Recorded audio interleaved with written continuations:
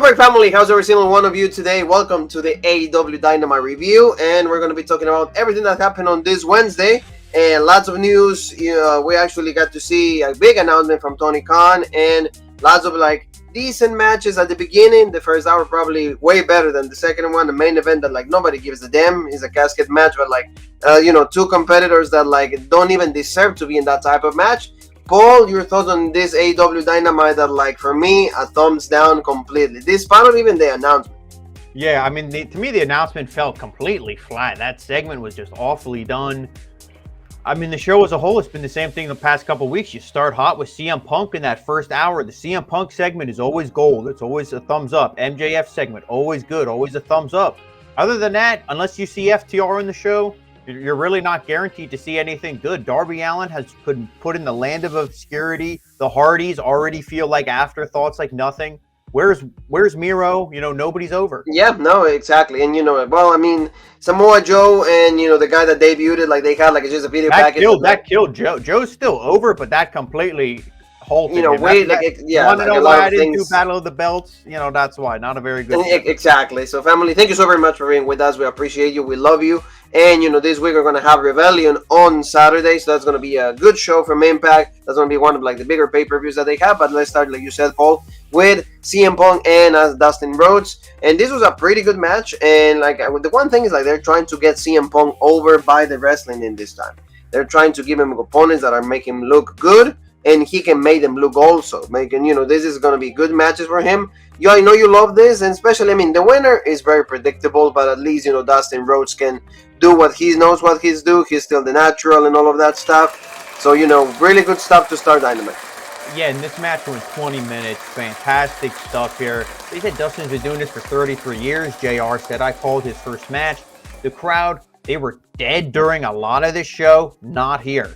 They exploded when CM Punk came out. They didn't know who his opponent was going to be. Dustin came out. Huge pop again. They were hot the entire match.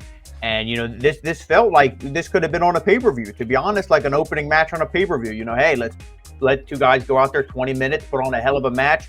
CM Punk, no, he doesn't hit the first, go to sleep. Oh, they keep you into it, whatever. Kind of a blah finish, but at least, he did pin Dustin, boom, hit my big finish. It was kind of, he had him up, like I said, but then he sat down on the pin Dustin was going for because he was kind of setting him up for almost another code red or something, you thought. But no, he gets the win here. And we know Adam Cole, with the promo he cut later on, he's done with Hangman Adam Page, it seems. And CM Punk has been saying it for weeks. Give me the belt. He's been motioning it. Give me the belt. Give me the belt. He's up there on stage. And who comes out? The champion.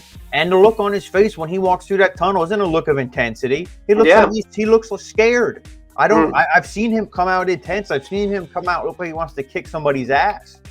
But this was not, No, the stare down was a little better. Then he got a little more, got the little angry face looking at the stare down with Punk. But this is the next feud.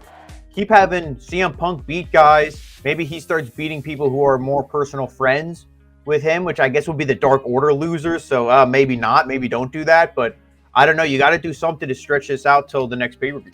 Yeah, no, it's going to be they need to more guys like Dustin. But again, it's getting in the beginning of every single Dynamite. It's kind of spread it out. Even me maybe in the middle of the show, maybe doing it in the main event also. Who cares? We need something that instead of every single time at the beginning of the show, I'm used to look in my come on. Because it's because they give this to you right away, and like I said earlier, he's one of the only good segments. So if you see this right away, maybe at 8:20, 8:25, you'll already stop watching Dynamite. Yeah, no, I agree with you, and that is something that I don't care for, and that's why it gets the gaps, and also yep, I don't like this. Yep. But we're gonna see the next feud. It seems it's gonna be CM Punk. Yeah, I'm excited. I'm excited for the match. The horn was for the booking, what's going on here. But no, this match is gonna be great. Yes. Danielson and Page was great. And I think these two guys will deliver just as. It will be really good. So, moving on, Paul, Wardlow is still in handcuffs. And we see Mark Sterling, I think is the name, right? There's Sterling, yep. He's receiving him. Said MJF, requested this, all of this stuff. So, later on, we're going to see, Wardlow having this match. Now, we're going with, Bryan Danielson and also Jon Moxley and Wheeler Yuta. They have, what is, the Blackpool, what is, club or something? Club or something like that. Yeah, absolutely terrible name. And ways of this guys, right? Go ahead. and this was Arn Anderson's guys. Who the heck? It was his It son. was Garcia, it was Moriarty, and it was like his kid. Like, it was Brock Anderson. So like, Oh yeah, completely not waste. Garcia. It was what's his name? From Top. Dante Martin. Dante Martin. Yeah, I mean, no, this and William Regal's on commentary, but no, these. I mean, you have Danielson selling for Moriarty and all this. No, I can't get into it. They should have beat these guys in 2 minutes. Dante Martin, okay, he's been pushed a little bit, but the other two guys, no, not really, not that much. And I don't like it. It's just that we gotta say it for what it is. I'm not gonna waste any more time on it. It sucks, and it really. I keep saying it. Everybody says it. You look at Danielson a couple months ago. You look at him now. He feels like such an afterthought. Yep. And we gotta say this is laughable because you having Moxley, Danielson, two guys that like could be in singles competitors, could have in better feuds, but unfortunately because you have other guys being booked in the main event, there's nothing that you can do. And when just doing this to have them do something, but I don't know. Yeah. I just don't like it. No, they should definitely be being used better. We could be seeing Danielson versus CM Punk, Moxley versus Hangman. We could be seeing, any interchange of those guys. No, we see. And now that Samoa Joe is also there, we can see Danielson against Samoa Joe. We can see John Moxley against Samoa Joe. Stuff like that will be a little better. We will call everybody's attention, but unfortunately it doesn't. But like I said, it was just 2 seconds also, so good stuff for that. Then we get to see Red Dragon. We get to see the Undisputed Elite. The Young Bucks that I'm calling. We got to see at least Kyle O'Reilly talking to them. He's like, guys, I know you guys. We lost in the tag match. Adam, you lost like the championship match with Hangman Page, and you guys lost to FTR. But we gotta still together, keep a unit, and that's the only way we're gonna be able to, be good and be what we are not called is like the Undisputed Elite. So you see that, and Adam Cole says, you know what, guys, it's the truth. We gotta keep trying to be a unit. You see the Young Bucks, we don't know. So you see a little bit of it, but now we're going to go to the main with the announcement from Tony Khan. A lot of people thought it was a streaming service, more signings, stuff like that. So Tony Khan came out, also like the president from New Japan Pro Wrestling, but then Adam Cole takes the stuff and he's like, I'm like, all of a sudden he becomes the announcer and everything, and he says that like on June 26, 2022, there's going to be this event. There's going to be AEW and New Japan called the Forbidden Door. Tell me a little bit about this. Do you like it? Do you care about it? We're going to see good matchups here. What's going on? Yeah, I mean, I think if you're a fan of the main stars in New Japan, you're going to see some dream matchups here. I think, and we're not as critical as some, so I think we'll enjoy this. And this is, they like doing events, on the birth of, the greatest hair in pro wrestling, Jean-Paul Leek. They always like to, have these events. So last year we said, didn't really deliver. Let's see if they do this year. I'm looking forward to it. And the only reason I think they had Adam Cole interrupt is I'm sure the president of New Japan doesn't speak very good English at all.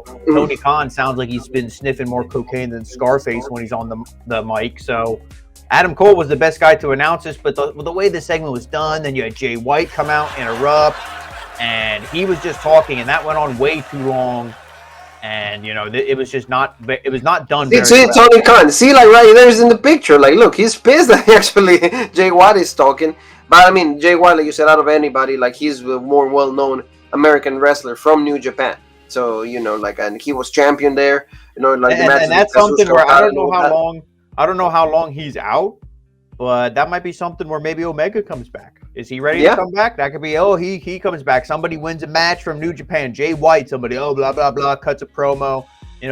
Omega comes. You hear the music, the crowd pops, something like that. I don't know. I feel that it should be done in that manner. It should be done in that manner because it's going to what? It's going to make everybody else. Kenny Omega has a great pass with New Japan, so why not just do it there? Like you guys are seeing it. Sunday, June 26th, Forbidden Door. Roberg is going to be, of course, checking this out. We're going to go to the review of this pay-per-view. So let's talk about MJF because, we're going to see Wardlow going against the Butcher, and we got to see this match, but MJF requested that Wardlow comes out with no music. Wardlow just, in 2 seconds, nothing like hero intensity. You just 4 power bombs. The Butcher is just one of the jobbers that they have over there, and Wardlow keeps going with this storyline with MJF, and then he with the handcuffs going back on his hands. Nothing of importance. Paul, tell me, do you like this segment? At least, we're going to keep playing the same thing. I saw this meme that they have about MJF. It's like, if you want to fight with me, it has all the Spice Girls, you got to beat all my friends. So like pretty similar like Yeah, that. I mean, the one thing is, this was a little bit more competitive than a straight up job match. So you got to give it that. I mean, but now you saw him beat somebody. This is all just trying to get Wardlow over, that's obvious. But commentary was trying to get that done too. Oh, can he get a big man up like the Butcher for the power bomb? Can he do it? Oh, he does it, but not just once. He does it 4 times? Now you see how strong, how dominant he is, and the crowd. They popped here for him. This was another moment where they. The crowd came alive. They weren't just sitting on their hands like so. But, this to me, it's fine. And again, because all it's doing is prolonging the feud. You don't want to give this on Dynamite or the New Japan Forbidden Door special. No, you save this for a pay-per-view. Yes. Yeah, I feel that's what you want to do. So that was good. At least, Wardlow, and still the progression of that storyline, that's fine. We're going to give it like at least, just because like it's decent. Now, Eddie Kingston, we're talking about Garcia. Everything that I'm going to do to Garcia. I'm like, the guy was like going to hinge one more time. But at least, it is entertaining. And he's going to have a match on. It's going to be Rampage. Of course, they're going to go with Daniel Garcia. And then the feud with Jericho and like this new stable that he has keeps going on. And this sucks. This is just leading to what I've been saying. And again, I'm the first one to say it. So everybody who says it, who might get more views, no, I said it here first. It's all just leading to the Stadium Stampede match. That's all. And this is just prolonging it. And it's shit. And I don't care. These guys are talented. Not all of them. Some of them. And they should be doing better things than this. Yeah, no, like I said, and especially with like I told you, this whole staple is not good. I don't want to see it. It's not entertaining. No. Tell me a little about Paul. Like, this match was pretty decent, though. Jungle Boy going against Kyle O'Reilly in the first round for the Owen Hart tournament on demand. I like this, and, I like even the winner. Just because, they did something that we wanted to see, like push Kyle O'Reilly. Why? Because Jungle Boy is in the tag division. He's the tag champion. Why would you push a guy that is, specialized on tag matches? I mean, O'Reilly, at least he doesn't have the belt. So I thought that they did a good choice by like picking Kyle O'Reilly as the winner. Yeah, I'm fine with the winner. Just really interesting matchups here. And another one, just a quick mention, is FTRs going against each other. Dax is going against Cash. So, tag partners have to beat each other up. That's kind of weird. And in this, you put your tag team champion in here instead of him being in a feud with somebody. You should always have somebody lined up to feud with your champions. But clearly they don't, and he has to do the job here. The match in the beginning to me was a little slow. It picked up when it came back from the commercial break, and Jungle Boy had him in the tree of woe and was really kicking the shit out of him. Aubrey was even like, "What are you doing?" He's like, "Back off." She had to pull him away. I'm like, okay, a little heelish from Jungle Boy. We're seeing a little something here, but he doesn't have the promo to turn heel, so don't try it, kid, because you're just gonna fall flat. Not yet, even. No. So. I mean, but, then he backed off. But O'Reilly, he makes the comeback. He goes for the snare trap. He gets the ropes. And it seems almost out of nowhere, O'Reilly gets this little bit of juice that he has left in the tank, climbs up to the top, whatever, hits the big knee, right on the ribs and pins him 1, 2, 3. I mean, the right winner. And O'Reilly, I think, is the guy out of all 5 of them when they showed the whole elite earlier. He's the one who's the most over. Yeah, right now. Fans still like the most, so he gets the win, his first win in singles competition. So good for Cobb. Like we saw like a lot of like intensity, a lot of good matches. In the last days of NXT when he was there. So why not? And especially when he's pushing this way. Remember when we're trying to be Bruno Mars, he's trying to be Orange Cassidy. We don't want to see anything of that. Don't go back. Don't go back to that crap. MJF like is trying to pay more friends to like go against Wardlow, and he's gonna try to get right here with like Jade the Snake Roberts, and we got to see Lance Archer also, but Roberts gets the money. Archer just won the fight Wardlow. Lance Archer is one of the most, to me, counterproductive guys when he speaks. Yes.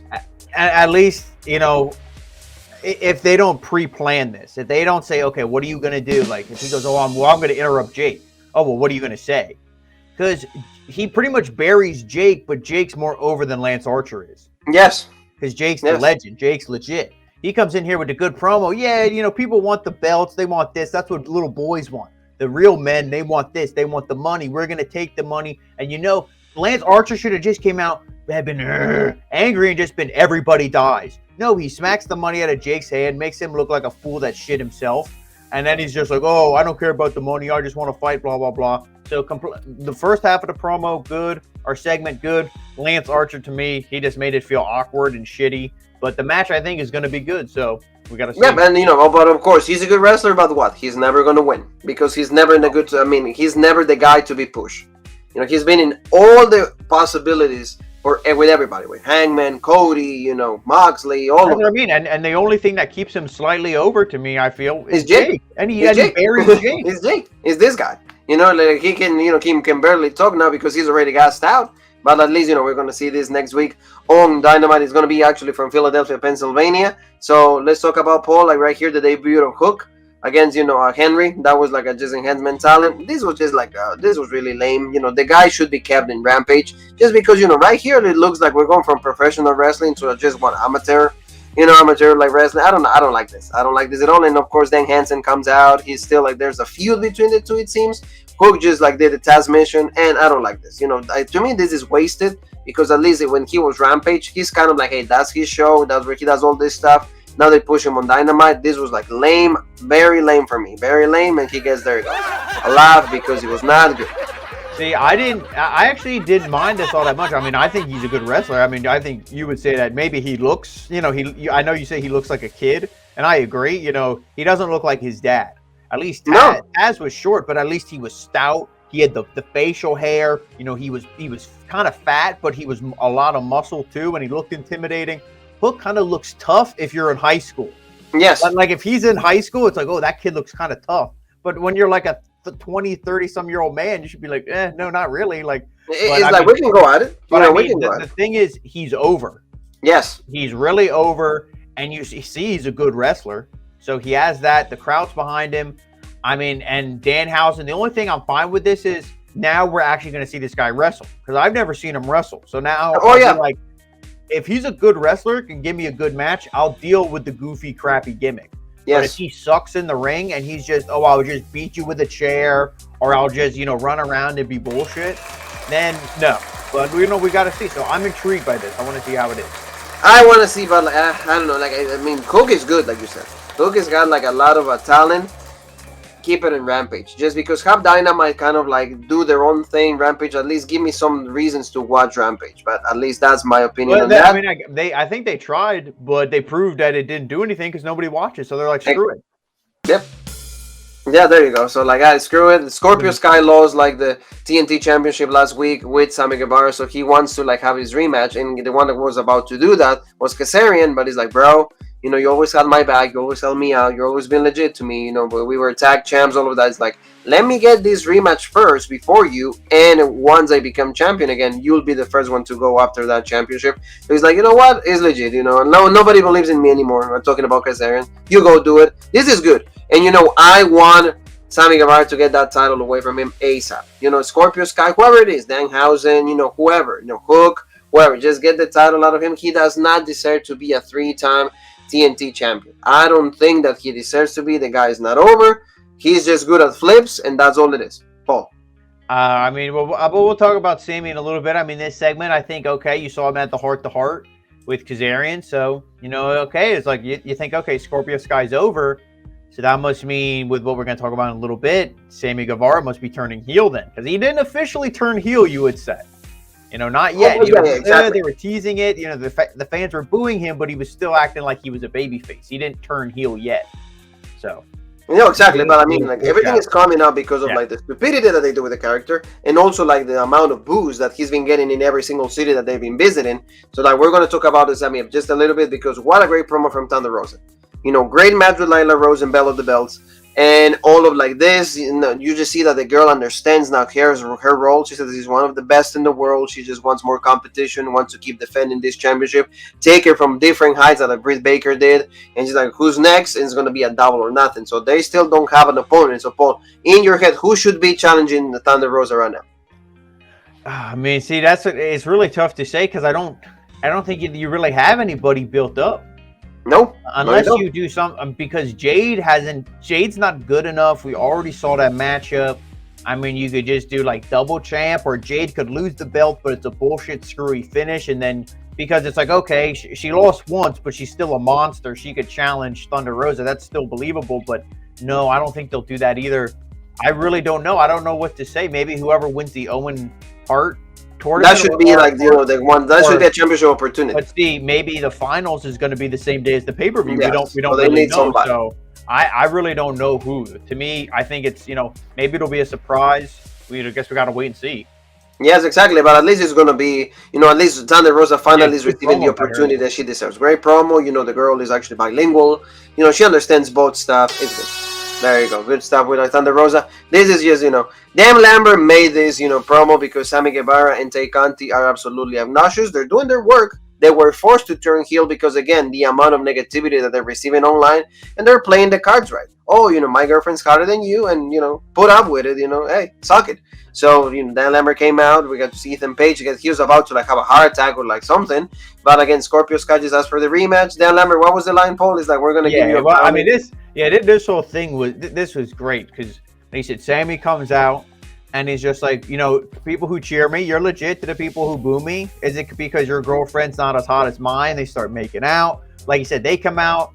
Sky's like, why do you shit on the fans? That's the only reason why you're over. You should appreciate them. And how about, you appreciate the guys in the back too, like me. Give me my rematch, blah, blah, blah. He's like, no, you're bullshit. And then, like you said, Ethan Page grabs the mic. He's like, no, nobody who's sitting in any of these seats paid any amount of money to hear your dumbass talk. And they all pop. Yeah, we didn't want to hear you talk. They start cheering him, whatever. Dan Lambert grabs the mic. He's like, my grandpa told me youth is wasted on the young because you're all stupid. You don't know how to make good choices, right? Like you want to put your body on the line and, be bullshit and shit on the fans. And he's just like, pretty much give Scorpio Sky his rematch. Or if you don't, I'm going to send both these guys down to the ring right now. And they're going to give you a pounding that your girlfriend wished she got. And everybody popped for that big. And he's like, you know what? I don't care about you or your dead grandpa. Ooh, lots of boos. Lots of ooh, oh, come on, man. That's a little bullshit. But, but ooh, so he's getting the heat. He's already getting the heat. The best line, give you the pounding your girlfriend wishes she ever got. So he said, we'll agree to that match, next week on Dynamite if you give us a mixed tag match, I guess, on Rampage. Yeah. So they didn't really say who it's going to be yet. That'll probably be a surprise. Obviously, Paige Van Zant. But they don't know, is it Scorpio Sky? Is it Ethan Page? Is it somebody else? So we got to wait and see. Yes, you're right. That was good. That was good. I like that. So at least, Lambert, at least, he's probably one of the greatest stalkers. I mean, to me, the fact that, he is able to pinpoint all maybe mistakes, flaws of, the other person that he's talking about, really, really good on, when it comes to, the mic and all of that. So, I give him, cheers for all of that.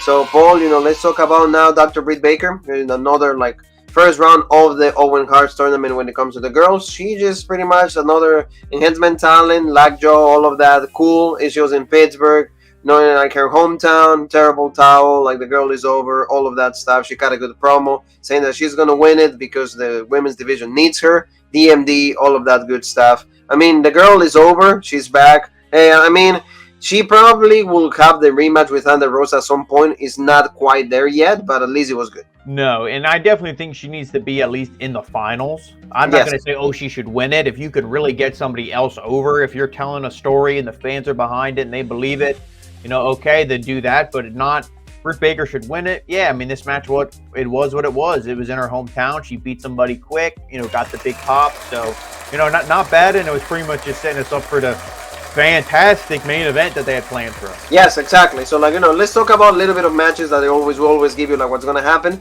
First round is going to be in Rampage. Adam Cole going against Ishii. This is going to be okay. I think Adam Cole is going to win, and Ishii is just, in the United States. So that's why he's been on Impact. He actually was on also, the merges of the universes for that pay-per-view. So, that's why they have the guy. It's kind of like Minoru Suzuki. He's right there. It's every single well, a lot of these guys, they'll probably be here until at least the end. They might be here for a couple months doing a tour. Yeah.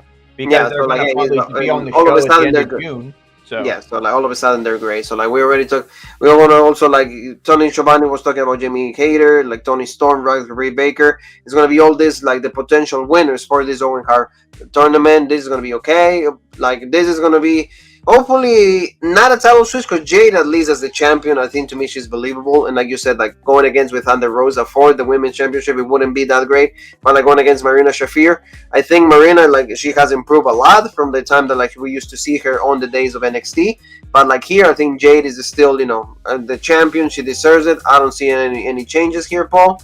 No. And this is good. We need Paul to talk about this because this is probably the best feud in all pro wrestling right now. Better than Bianca and Becky, just because this never needed a title and it's finally going to end when it starts. I didn't know you were indulging in some 420 as well today. No, this isn't. I wouldn't say this is the best feud in all of pro wrestling. I mean, this was good, and I praised it. But I mean, and I know you couldn't help it with Shida, I guess, travel things with COVID or whatever. Or whatever it was. But to me, this feud was such a long break since the last match. I don't want to say I don't care anymore, but when they were like Philly street fight, I'm like, oh shit, yeah, like they're feuding. That's right. It was like I forgot about it. So I'm like, oh, I mean, I think they'll put on a good match. Serena Deeb always has good matches. And now, you're involving hardcore stuff. So I know some people will hate it. Some people will love it even more for that. I'm excited for it, but I think the thing that really killed the momentum of this was just such a long gap between matches. To me, I love this. I'm just a big fan, like you said, because Serena Deeb has not had like the opportunity to have a feud like this, and I think Shida complements her really well. And for me, at least, what I meant by saying the best feud in the women's division, I said in all pro wrestling, because just for me, like any other feud is just flat. Like Becky and Bianca, I don't really care for. Charlotte and Ronda, don't care for. But at least here is just two girls that like. Okay. Just in the women's division, okay. I won't crucify for that one. Then. Exactly, and because again, there was no title involved. There was not even a number one contenders involved. Well, that just proves again to how good Serena Deeb is. And Serena Deeb, exactly. That was a big opportunity, and Shida complements that, so that was really good. Like you said, the members of the ATR, Dash and Cash, going against each other. So this is weird. But maybe remember those days that when they did the King of the Ring, or when Owen Hart and Britt were actually in the WWE. Very similar. They used to do this kind of weird matchups just to see who's the best out of the two, or a Ray with Eddie Guerrero, they were tag champions, but at the same time only see who's the best out of the two. So, I mean, it's interesting. We'll see who actually wins and then who goes against the next round. That's going to be, pretty decent to see. They made it official. Next week it's going to be the ladder match. Hopefully Scorpio Sky, please win. Please do that for me, Scorpio Sky. I'm like, come on, do this for me because I cannot stand, these other assholes. To me, I mean, I would say it once. I mean, the match, it'll be exciting, I'm sure. I won't say good. I'll say exciting. But... The last time this belt was on somebody that it felt credible was Miro. Even Darby. Darby at least held it for a little bit, okay? But they keep flip-flopping, and none of them feel credible. They turn from heel to babyface and whatever, back forth, and it's like...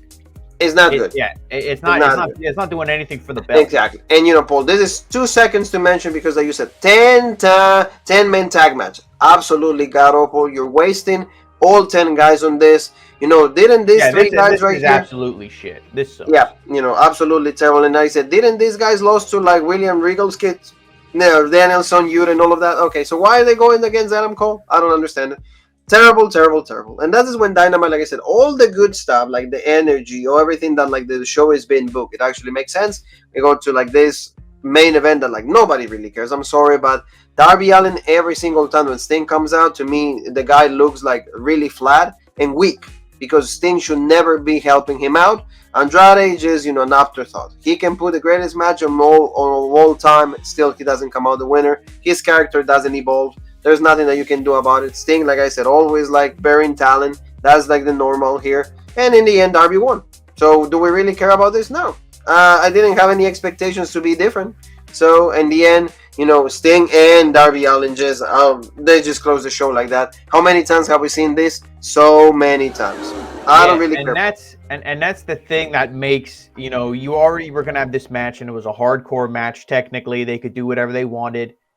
But because Tony Khan doesn't know how to book, and neither do any of these guys know how to book and plan out a match, they go, let's just get everyone involved. Instead of it just being Sting. I'm not Sting. Yeah, as Sting. No, he should be doing his own shit. It should be Darby Allin and Andrade, just the two of them. That's it. If you want to have Jose come out and get involved, and the babyface has to fight from behind, but don't even bring Sting out to make the save, because then Sting gets the pop. No, it should all be Darby. Darby should be the one to overcome the adversity and win on his own. I mean, technically, he did at the end when Andrade was doing who the hell knows what with the coffin, trying to break off the lid, and then he set Darby up. Pretty much just dropped Darby in the ring so Darby could spear him and fly through the ropes and knock him into the coffin. So that was, again, a weird setup ending. And, he can't close the lid. Jose comes out. He beats them both up, closes the lid. But Here you see Sting. It again. You said this. Nobody cared about this, and nobody got over. No. So, And then again, it's a flat close for the show. I don't care. I'm sorry, but at least like you said, the beginning is good. The first hour is probably like more watchable. Sometimes I even think Dynamite should just be enough, because there's way too many stories and nothing really comes out good. There was also like a House of Black promo. There was a Samoa Joe promo. Do we really care about the House of Black? No. These three guys again. The only time that maybe it's going to be interesting to see, those three guys should be feuding against Danielson, and I'm sorry, this might be insensitive, but it's the truth. Nobody cares about the India market and all that stuff here in America. I'm sorry, but trying to push that agenda clearly against Samoa Joe. It never worked. No, nobody. It never worked. That won't work. The only time that probably worked a little bit was when the Great Khali, but that was when the first time of the Great Khali, not like Jinder, not like when Khali became a jobber and all of that. It doesn't work. So family, Paul, thank you so very much, because this is the end of our show. Thank you again, and don't forget to subscribe, hit the bell for notifications. Don't forget to more NXT UK. I show that we really care about. There's gonna be a lot of good stuff, so stick around. And like I said, Saturday is gonna be Impact Rebellion. And there's after that we're gonna start a new season for Raw Break, so it's gonna be interesting to see where we go and what the kind of things we do. So where else can they find us? And guys, make sure you follow us on all of our social media. Rope Break on Facebook, the OG Rope Break on Twitter, Original Rope Break on Instagram, Twitch, and TikTok, and of course right here on YouTube, the home of the #1 podcast in the YouTube wrestling community, the Original Rope Break. And you and me have one more thing that is left to say, and that is